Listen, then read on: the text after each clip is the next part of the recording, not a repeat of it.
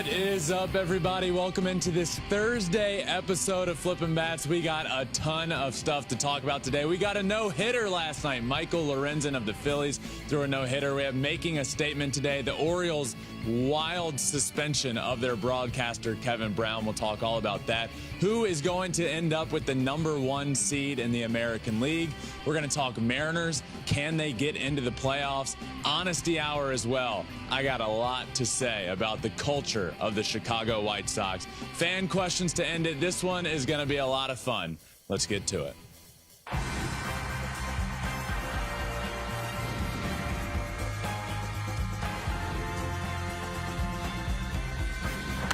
Fly ball onto the track. At the wall. It's gone. Home run. Turns on a ball. Deep right field. What a game. What a moment. Happy Thursday, everybody. I am joined, as always, by Alex Curry. And Alex, this is kind of a big day for us. You know why? Why? We got a billboard. We got a billboard. And we're going to see it. And my favorite part is that it's at the Bad News Bears Park. And I always felt like It's fitting for us. It is. We are the Bad News Bears. Well, that's kind of been like my whole sporting career life. I was always doubted. I was always like, who's this? Even like our college team was like, you guys are like so disheveled. You're kind of like the Bad News Bears. And we go out and win a bunch of stuff. So I just love that it's like full circle, like first billboard at the Bad News Bears Park. It is very fitting. And we're going over there today. It's a big billboard. I don't know. It is quite large, and with a big sign that says "Hit this" right next to us. So we're gonna go out there and we're gonna try and hit the bullseye. Do you think you're gonna hit it? Yeah. It's right center. It's in right center. Are you gonna go wood bat or aluminum bat? Yeah. Okay. Wood. Do we think I can hit it? Yeah. It's Little League field. It's a Little League field, but we can. What's the distance? Did we see like how? It's probably, if I had to guess, 200 something feet. We can move out there. Do we think I'm gonna hit it? Or we could you could go in the outfield and throw it. Oh no, I want to swing a bat and hit it. Oh well, you're gonna swing a bat. Yeah. I know, but maybe closer. It's gonna happen. Alex, we've talked a lot about this. Yes. And I don't really want to hear it, yes, but you do. I have to. Yes, you do. You went to Taylor Swift, and let's hear it. How was it? It was like a 3-hour music video, and it was magical. It was the most positive, happy concert experience I've ever been to. From walking into the gates at SoFi, just how full of joy every single person was who was there, trading bracelets, hugging everybody. And it was the fact that she was nonstop for 3 hours. Yeah, it's wild. The crowd was nonstop for 3 hours. I danced for 3 hours straight. If you're watching it right now, only came out with like one big leg bruise because I was dancing in the aisle and ran into that bar, the handle rail a couple times because I wasn't looking. I was just having the time of my life. But it was such a cool experience, and everybody from like little kids to teenagers to 20 to 30 to dads to like older people were all singing and all dancing and all on their feet the entire time. And it was magical. I mean, I even sent you a text I didn't telling respond. you that like the seats were really good, but what do you think that text is going to? What do you think I'm going to do? Like, oh wow, I'm so happy for you, Alex. I'm sitting here on my couch watching one again. of these photos and just said seats don't suck. There's the text. No response. Zero. You didn't want to show the rest of our text chain, which is no response at all. No from response. Me. I was watching my 14th Taylor Swift show from my couch on TikTok Live. That's what I was. How was that from home? Your was show, it as good as my experience? I don't know. I was dancing as well. No, not really. Dancing on your own? I am jealous. That was cool. It was really fun. If you can, highly recommend it. Yeah. It was magical. Alex, I want to talk about for a second my buddy. This is actually my best friend, one of my best friends in the entire world. Just hung him up the other day. He is retiring from baseball. So I wanted to say congratulations to one of my best friends, John Hicks. Debuted with the Seattle Mariners in 2015. Ended up in the Tigers organization for years, where we were in the same organization together. Played for the Rangers, finished up in the Phillies organization, but we went to the same high school together. Goochland High School in Virginia. So this is high school best friend. High school best friend. His older brother and my older brother are best friends. And me and him are best friends. All went to Goochland High School. all played in the Tigers organization together. Me, him, and Justin were all in the Tigers organization at the same time. Wait, that's crazy. There were only like 4 people from our high school. You laugh every time I say it. There were only like 4 people from Goochland High School that have ever played professionally, and 3 of us ended up in the exact same organization at the same time. So that's so cool. Really good career. Congratulations to him, and just really proud of him. That's so awesome. Yeah. We have a lot of congrats to give out today because last night we saw history with Michael Lorenzen throwing a no-hitter in his very first home game in Philadelphia with the Phillies since getting traded at the trade deadline. And he is a forever legend, Ben. Yeah. Forever legend. I'm such a big fan of his, and we got to talk to him at the All-Star game for a few minutes, and just the appreciation that he had for being there representing the Tigers organization, and then to get traded to his new team, and his first start with the new team, go 8 innings on the road and throw great and get the win. And then his first start at home, the no-hitter. And it was really emotional. It was an emotional night with everything that his mom in the stands and his family in the stands in tears, and the emotion on his face, and it was hard to watch the video of his family's reaction and not get a little bit emotional. And then you figure out the deeper meaning behind it. And his father passed away in 2016. Yeah. His father's birthday is actually today, so it was on the eve of his dad's birthday. Wow. And when he died in 2016, 2 days later, Michael Lorenzen, who was a two-way player, hit his first home run in the big leagues. So just a really cool journey, a really powerful journey that he's been on in his major league career. And now to do what he did in that game, he did it in his cleats are Vans, by the way. Which are going to Cooperstown. He turns his Vans he's a Southern into California cleats. kid, you know? So it's like Vans are the shoe here. Yeah. Are they? They are. Like Vans were very much like a surfer, skater, like Southern California. Like they were created in Southern California, in Orange County.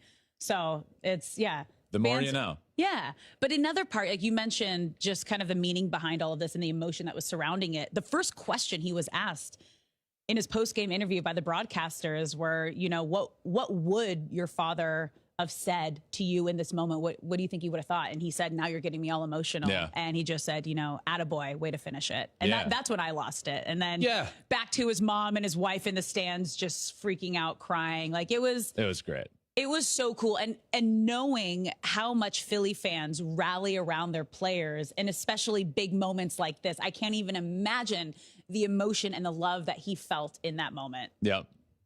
Yeah, I agree. Really cool moment for sure. That was so cool. We got 2 no-hitters in like a week's time. Framber Valdez, Michael Lorenzen. Was his a week ago? 2 starts ago. So probably a week and a half. Week and a half, 2 weeks ago. Yeah, right after the trade deadline. So, yeah. You want me a soda, Jinx? All right, let's get... We said it at the same time. Haven't heard that in a while. Really? Jinx, you owe me a soda? No, I haven't heard that in a while. It was in a bunch of cartoons I used to watch. Well, I still watch. Okay, well, let's get to making a statement. We got a lot of good things to get to today. Ben, you tell me what you think about this next statement, because this is probably the most talked about statement this week, okay? Orioles kill their winning vibes with the Kevin Brown suspension. Look, the conversation around the Orioles went away from how good they are and went towards how ridiculously they handled the Kevin Brown situation. So, yes, they absolutely killed the vibe that is going on there in Baltimore. Kevin Brown was suspended for doing his job. Yep. And for those that don't know the story, the Orioles broadcaster, Kevin Brown, was suspended for acknowledging that the team has not played well in Tampa. And I watched the video from, this happened right after the trade deadline. So it's been a few weeks. Yeah. And I watched the video of what got him suspended. And this was confirmed to what got him suspended. It almost seemed like there's got to be something more to this. I watched it like 3 or 4 times. Like, what am I missing? Yeah. Like, did he say something bad? And I literally like held it up to my ears. Like, what am I missing? So the Orioles were playing down in Tampa where they have not had much success over the last few years. And this is what he said. It's been a minute. The Orioles split a 2-gamer with the Rays in June. They had lost their last 15 series here at Tropicana Field. You have to go back to when our now colleague Brad Brock picked up the win in the series finale June 25th of 2017. The last time the Orioles won a series here at St. Pete. That was it. Suspended for that, and has been suspended ever since that mid-July series. And it caused quite the uproar because, one, there's a couple of factors here. One, he was reading from a graphic that it was also in the team's game notes, right, that are printed out for every single media person to read and use during the broadcast. So the organization and ownership, the Angelos, just don't. What do you want the guy to say? I saw so many like tweets and people saying the Orioles head into Tampa where they're 560-0 in the last forever. It's like he's just acknowledging how far this team has come, and for the organization to be, I find it so like petty to just not be able to acknowledge that the team hasn't been good there in years. Is just so weird. And the uproar worked. He's coming back tomorrow. Good. August 11th, he's back. But wow, what a situation. I gotta tell you, it's weird. When you're a team partner, when you're a broadcaster as a team partner, I used to try to explain this to people. Like, you're not a journalist. You can't be breaking news. Even if you know news, you can't say anything until the team officially tells you can say something. You have to ask permission to talk about certain subjects. You have to ask if it's okay to dive into a certain situation. So your hands are kind of tied in that sense. But the rule is, if it's in the game notes and if it's like publicly out there, usually it's okay for you to talk about. And it's on a graphic right in front of you. Exactly, which was made by like the team's network. Right. Like it was, so it's tricky when you are team partners, but you're supposed to still be a reporter or commentator and talk about the game, because it's okay to not always be positive about a team when it's not a positive situation. So that's, it's a difficult situation. But this one should have never, this is a little, that's way too far. This is too far. But the outpouring of response from around the league, a lot of teams, broadcasters were outspoken about it. Good. The Orioles fans in the stands that next night after all this came out very audibly were chanting "Free Kevin Brown." I love we it. have that sound. Listen to this.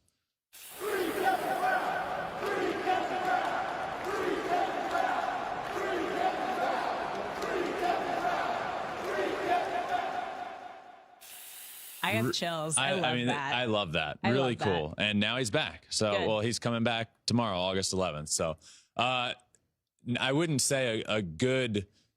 It ended up being, at least he got his job back. And I will say this. Yeah. He now has a lot of leverage in terms of like his career with the Orioles. And I mean, now people know his name. Everyone knows his name. Everybody knows his name. Everyone knows his name now. Everybody was in support of him and talking about how good he is. And now he's back with the Orioles where they wronged him. He's got a lot of leverage in his corner now. So good for him. Yeah, that is great for him. All right, moving on to our next statement. Sticking with the Orioles, the Orioles will end up with the #1 seed in the American League. Alex, the Orioles will end up with the #1 seed in the American League. Here's why.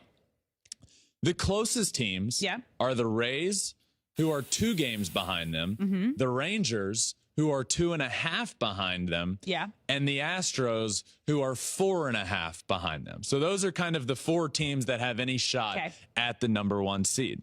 Now, the Rays and Rangers, being the 2 closest, have the 8th and 11th most difficult remaining schedules, respectively. 8th and 11th most difficult. The Orioles, on the other hand, the 8th easiest remaining schedule. So, tough series happening now with the Astros. Yeah. But Astros are a good team. You have this whole Kevin Brown distraction happening right now. He's about to come back. The vibes are going to change. You got the bird bath out in left field. And I'm going to mention the bird bath every single time we ever talk about the Orioles, because you know what's going to happen, Alex? What? The Orioles potentially could end up in the ALCS where we will be covering them. And you'll get and your I'm going to be bath. in the bird bath. You're going to get your bird bath experience. Yep. Are you going to spend the whole game there? I'm going to spend the whole game there. I'm into that. There's going to be so much water sprayed. I'm going to be wearing my white Flippin Bat shirt. So it'll be a seat. We're just going to ratings, baby, ratings. Let's go. So yeah, I do think they end up with the number 1 seed. The Rays are kind of going in the, I don't want to say the opposite direction, but they're just floating there. They are. They're just there. Yeah. Playing 500 ball.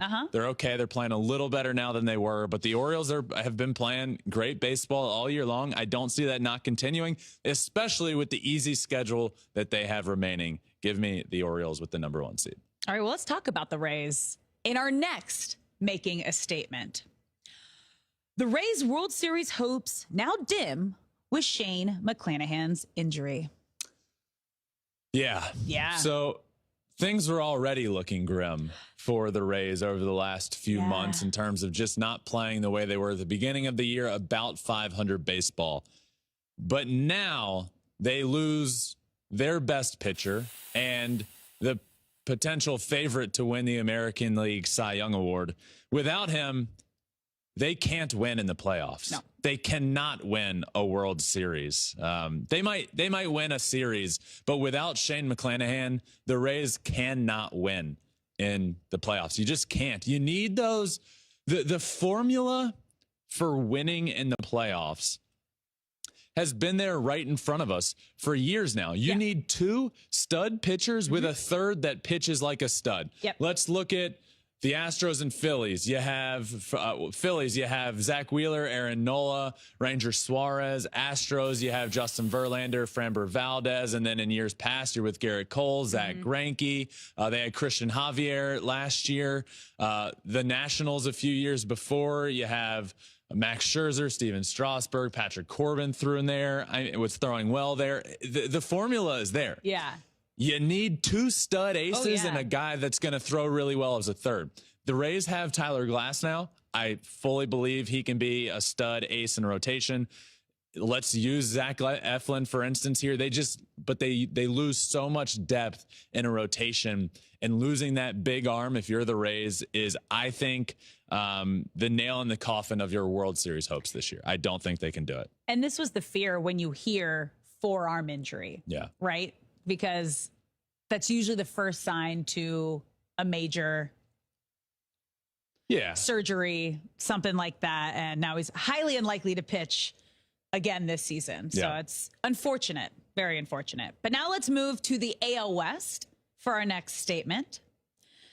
The Angels' losing streak put the nail in the coffin of the Angels season.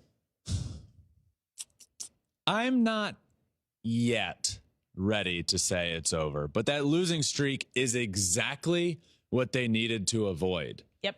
And I feel like that's what I've been saying for months with this team, is you just have to avoid the sort of streak that you went on last year, which essentially ended your season. They went on that, 14-game losing streak? Yep. And that was it. You can be in contention, but the one thing you can't do is go on a losing streak. So they ended it at 7, and then they have won their last 2 in a row. But to me, it's now going to take a streak like that in the opposite direction. It's going to take a 7 to 10 game winning streak, because without it, you're not going to be able to get back in contention. You're 7 games back. You're sitting at exactly 500 with 3 teams to jump. 3 teams to jump. I just don't see, unless they can go on a substantial winning streak where they win every game during the week plus more. I think it's going to be hard to put together enough wins to climb over 3 other teams. Oh, I definitely agree. I mean, you have the best player in the game right now in Shohei Ohtani, just continuing to create history. First player ever with 10 wins, 40 home runs, doing everything he can every single day to help this team win. But they need Mike Trout back. If they want to win, they need their number 2 star, Mike Trout, back to make a run for the postseason. They need Mike Trout back. You can't win without him. Shohei is made exponentially better with Mike Trout hitting behind him. But we saw Shohei pitch again last night. 6 innings pitched, 0 earned runs. Yep. Again, that is now 19 innings in a row without allowing an earned run. Only 7 hits in those He's 19 so innings. And the cool thing about this is now Shohei Ohtani is top 6 in all of the pitching and hitting Triple Crown categories. All of them. It's remarkable. Forget are we watching the best baseball season ever? There's a legitimate conversation you can have. Is this the best season that any athlete has ever had in a regular season in any sport? And it gets difficult to compare other sports there. Yeah. But this is certainly the greatest baseball season that we have ever seen in a regular season.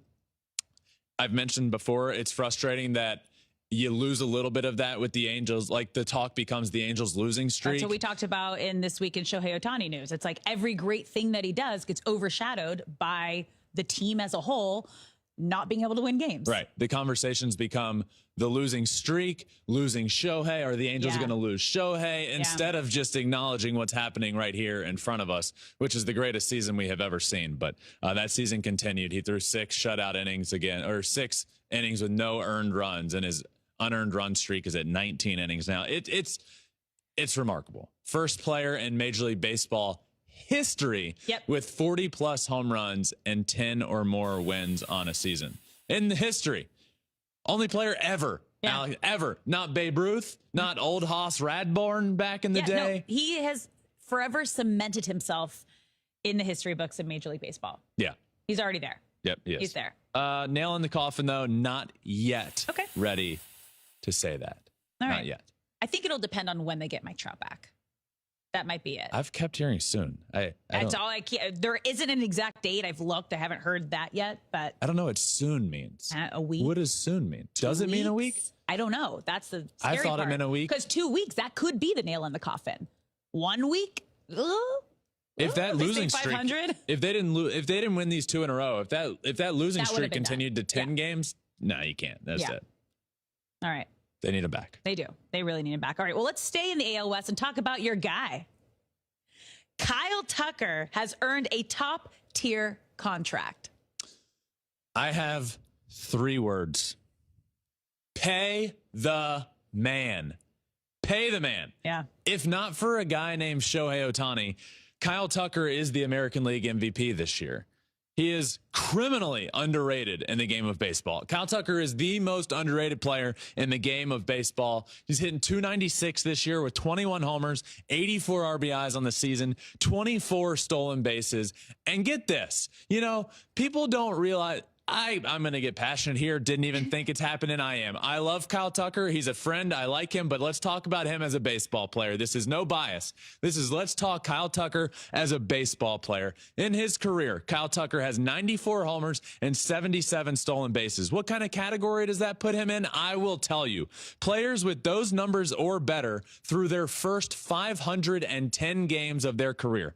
Ronald Acuna Jr., Bo Jackson, Eric Davis, Alex Rodriguez, Darryl Strawberry, Mike Trout, Alfonso Soriano, Kyle Tucker. That's it in the history of baseball. Yet we don't talk about him enough and what he is able to do on a baseball field because maybe Kyle isn't the most flashy, playing with a ton of energy kind of guy, but results are results. Mm-hmm. It speaks for themselves. The guy deserves all the money. Pay the man. Now, Dana Brown, the GM of the team, did come out and say this just a couple of days ago. Let me put it to you this way. Kyle Tucker will be a Houston Astro. We feel strongly about getting it done, and I feel he will be an Astro for the rest of his career. We'll get it done. Now, where that gets interesting is Jim Crane is the owner, and it's his money. And the facts are that Jim Crane has never signed a player to a contract that covers more than 5 free agent seasons. And that now has become true across 3 different GMs. So Dana Brown can come out and say that, but ultimately it ain't his decision. Yeah. It's going to be Jim Crane's decision. But he's currently making, Kyle Tucker, Alex, makes $5 million this year. No offense to the guy. Joey Gallo, who has struck out 121 times and 241 at bats, over half the time, is hitting 174 this year, hit 160 last season. He's making $11 million this year. Kyle Tucker is an MVP candidate making $5 million this year. I'll say it again. Pay the man or someone else will. You good? I'm good. All right. I'll be better when he gets paid. That was good. Yeah. I'm excited for that freak out. Yeah, it's time. I mean, we've seen how clutch he's come up over the last few days. That series in Baltimore, go ahead, grand slam Tuesday night. Who knows if they're going to meet up? But it feels like an ALCS preview. It feels like it just feels like there's something more there. And then they're facing the best closer in baseball this year. And Kyle comes up with the bases loaded in the 9th inning, down 3 runs, hits that game-winning grand slam, leads off the next game with a home run in his first at bat. I mean, he's in fuego. He is. He is. Yep. All right. Our final statement. Ready for this one? I'm ready. All right. The Mariners will secure a playoff spot. The Mariners are hot. They are red hot right now. Now, to get into a spot, they'd have to pass someone that is there, right? They're the first team out currently. Yep. So to say that the Mariners are going to get into the playoffs, I need to say that they are going to pass someone. They're right behind the Blue Jays. Mm-hmm. The next highest is the Astros, and above them is the Rays. I think the Mariners can pass the Blue Jays and the Rays. Whoa. So Houston will take over that top wild card spot. I just think the Rays, I think if I had to pick right now, the winner of the AL West obviously gets a 1 or a 2 seed, and the loser, I think the runner-up in the AL West gets the number 1 wild card seed. Okay. I don't think the Rays are playing well enough. Well, no, and to just hold on. losing McClanahan. Losing McClanahan really hurts them. I think that hurts them a little more for the playoffs than they're kind of like a machine in the regular season. I think it hurts more in the playoffs, but it doesn't help them it doesn't make them better, obviously, in the regular season. And they've already they have that number 1 seed because of where the season started. It's continued to dwindle away from them. So I think if they continue playing 500 baseball, the Mariners will pass them. I don't think the Jays are playing great right now against the Guardians. The offense just isn't all there right now. I think the Mariners can do. Look, they're 7-1 since the trade deadline. They've won 12 of their last 14 games. They're 2 games back. And you know what, Alex? I want to apologize to Mariners fans. Okay. I made a mistake not putting them in my power rankings last week. Whoa. I had them right at like around 11. Okay. They should have been in over the Giants, who are struggling. But I love this team. Yeah. I love J-Rod. I love the city of Seattle. I love the stadium. I love the vibes there. And I hope they get in. And I will say they do get in. I love it. We're finally seeing that like swag again from Julio, who's the leader of that team. Yeah. Yeah. It's incredible. He's back. That wraps up our statements. All right. So that means we're about to get honest. A little honesty hour. And I know you're going to be heated about this one because we got to talk about the state of the White Sox culture. Let's hop on in, Alex. Trust tree time. What are we talking about today? The White Sox. The Chicago White Sox have the worst culture in all of sports right now. The worst. It has been thing after thing just keeps coming out about the team this year. The season just keeps going from bad to worse to just downright embarrassing. And that's where we are right now. Just downright embarrassing. The team stinks. We've acknowledged that. But the reasoning never seemed to quite make sense to me. Why does the team stink? I never really could get it. Just a reminder, this is a team that had enough talent that made me pick them to win the division. Boy, was I wrong. Yep. But I didn't understand why. Was it injuries? Was it the hiring of Tony La Russa years ago that set them back? Was it the owner? Was it the GM? No. It was the culture of the entire organization that is the reason they are so awful. Terrible. A few days ago, Tim Anderson gets knocked out at second base, right? Jose Ramirez knocks him out at second base. And from there, the floodgates just opened. Players started coming out. Things started happening from there. Then newly traded pitcher Keenan Middleton, just traded to the New York Yankees, came out right after that fight on the field and spoke out about some of the things going on in the clubhouse. Alex, these quotes are some of the most alarming things that I have ever heard of about an organization in any sport ever. And I want to read some of those quotes from newly traded away from the White Sox pitcher, Keenan Middleton. "We came in with no rules. I don't know how you police the culture if there are no rules or guidelines to follow because everyone is doing their own thing. Like, how do you say anything about it because there are no rules?" Next quote. "You have rookies sleeping in the bullpen during the game. You have guys missing meetings. You have guys missing PFPs, and there are no consequences for any of this stuff.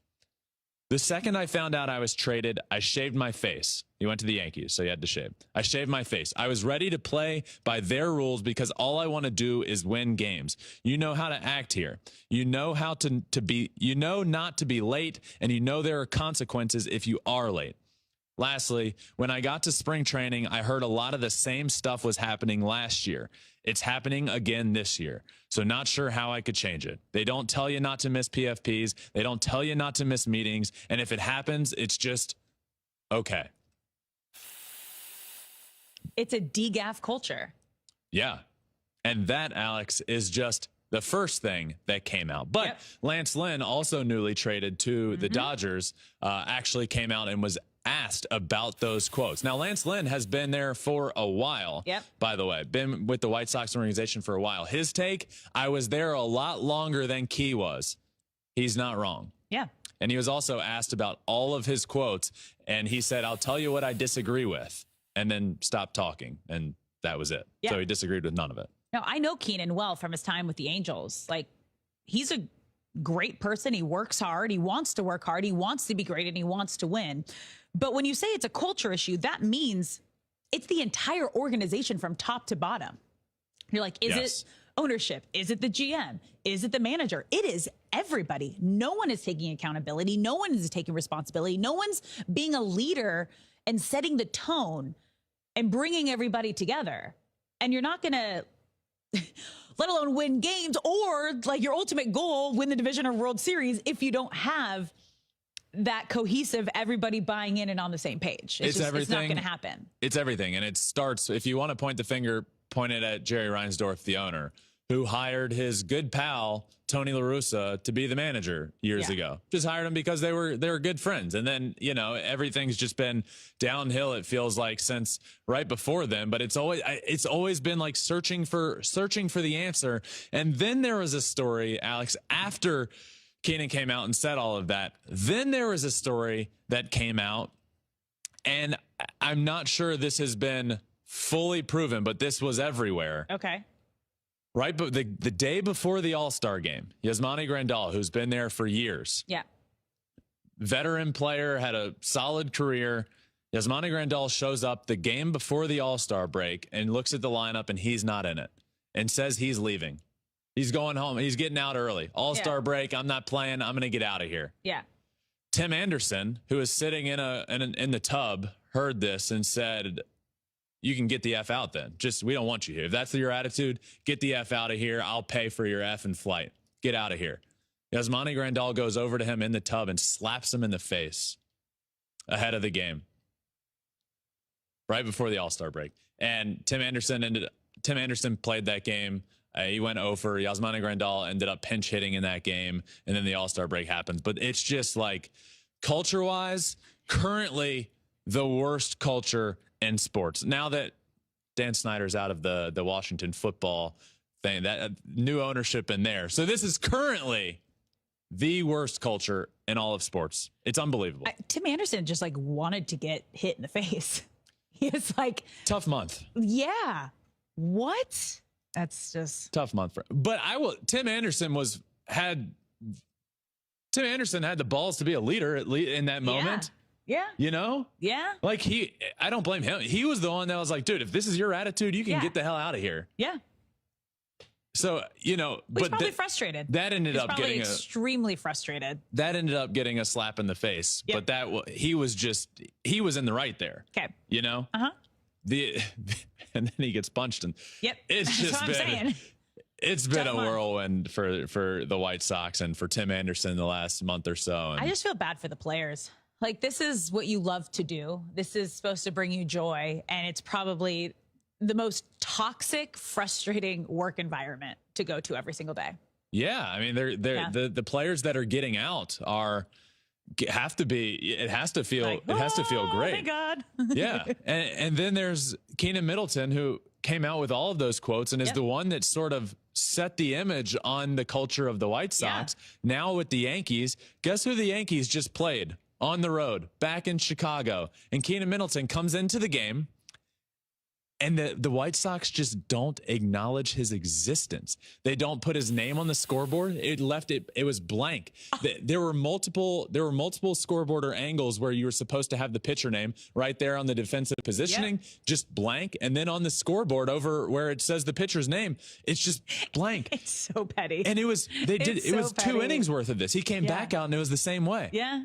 He's got to be so happy he's out of there. It's so petty. Yeah. I mean, come on. They said bad. It was unintentional, but who believes that? Nobody. That never happens. No.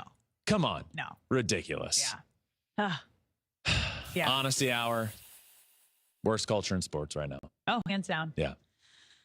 Well, let's wrap things up on a positive note. Okay. And finish things up with some fan questions, some Twitter questions, because we're still calling it Twitter. I got you. And our first fan question. You ready for this one? I'm ready. Should there be a new record book for this era of pitchers? With inning restrictions and closely monitored pitch counts, some records will never be close to being broken. This is not throwing out the old records, but recognizing a change in the game. I don't think so. I think records are records, and games evolve over time, which is why records will forever be broken, which is why some records being untouchable, I think, is really cool. Like Cy Young's records of like wins and losses and innings pitched. And I saw something, it was literally today. Old Hoss Radbourn.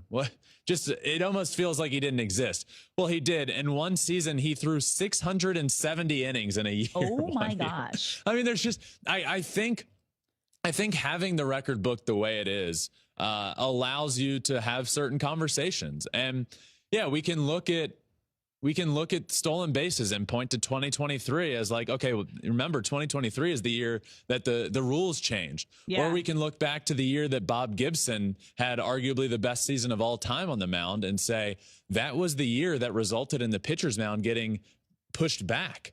They moved the pitcher's mound back because of how dominant Bob Gibson was. So I think it should be acknowledged within the record book. Like, this is when things changed, a rule changed here. But I don't think we should like have a new one or like separate the records by. I think that's the cool thing about baseball is you're a history buff too, though, so you love that stuff. I do. Yeah. Yeah. No, that's fair. All right, on to our next question. This one comes from Jay Hernandez. Hey, Ben. So back in May, I asked you who you thought would make it to another World Series first, Yankees or Mets. You said at the time the Mets because of Steve Cohen. 3 months later, are you sticking with your answer or changing it? I think in a weird roundabout way, I feel even better about my answer. Both teams stink, and the Mets at least decided to go all in on the future. And you look at their prospects now, and man, those guys are set up for success in the next. I don't want to put a timeline on it. The Mets apparently put the timeline on it 2025, 2026. Yeah. But the Yankees just stood pat and did nothing. And now they're losing series to the White Sox on the road. And it's just like, I feel way better about how bought in the ownership and the front office is with the Mets than I do with the Yankees. And that's honestly really sad to say, because this ain't the Yankees that I grew up watching. Yeah. It's far from it. And they have let this team, the ownership and front office of the New York Yankees has let mediocrity be okay with the New York Yankees. And I don't think that's okay. And they're not letting that happen over with the Mets. Yeah, so I agree with you. I also think just the future is much more bright with the Mets. Okay, moving on to our next fan question. This one comes from Bernard. Have my Reds been frauds the whole time? This team has a lot of talent and they're very young, and I think that'll be great in the future, but I'm really bummed out about the losing. I don't think they've been frauds. Now, I don't know if they make the playoffs this year, but I don't think that's fair to say they're frauds because they've gone on a losing streak and now, like they're on the outside looking in, though they certainly have the talent. I think they could make the playoffs, and I think it'd be quite the story. But I think if you were to start this season and tell Reds fans that in the middle of August you would be fighting for a playoff spot, they'd be like, hell yeah, this is great. Like it's the future. The future has arrived.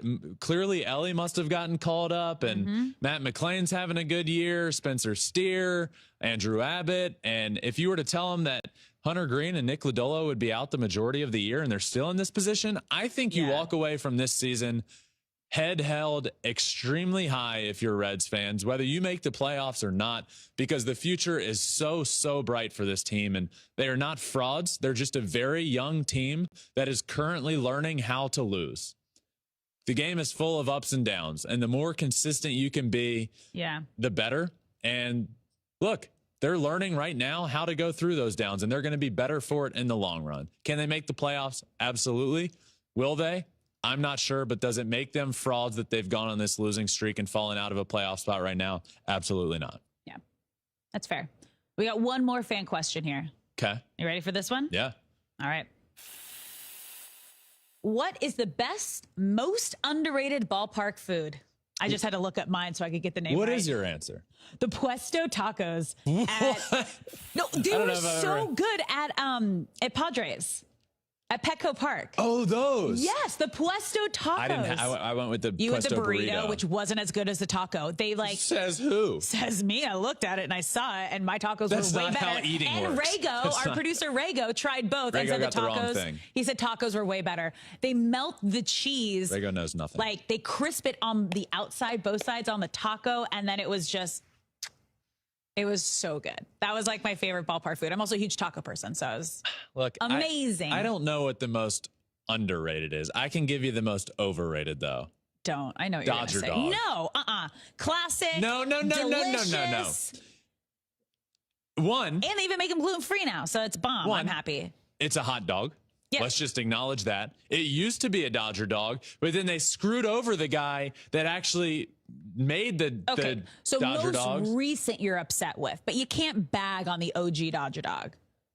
I'm talking about current Dodger dogs. That's all I got for you. Dodger dogs, the most overrated thing in all. Oh, did you get a Dodger dog? I went up to the concession and got a hot dog with too much bun. I got a hot dog. It's a hot dog. It's not a Dodger dog. And we shouldn't be supporting Dodger dogs because they screwed over the guy that farmed them. So it's actually the first time when we went to the Dodger game that I actually had a Dodger dog with a bun. I usually just eat the meat and just dip it into my ketchup and mustard. Yeah, but and you're a weirdo. I'm a gluten freak. She's a gluten freak. Gluten freak. I feel bad for the Dodger dog. Thomas Arthur. Shout out Thomas Arthur, the creator of the Dodger dog. Wow. That's fair. Yeah. Now Thomas Arthur is it's super iconic though to me because I grew up at Dodger Stadium. Yeah, that's why people it doesn't make it good food. Third inning, Dodger dog. Seventh inning, TCBY, vanilla ice cream in a helmet with sprinkles. After that, I'm in for the peanuts. ice cream. That was our we were so excited as kids. You knew third inning, Dodger dogs, French fries, ketchup on top. Seventh inning stretch, TCBY with the ice cream and sprinkles, vanilla. Well, there you have it. Yep. That ends our Thursday show.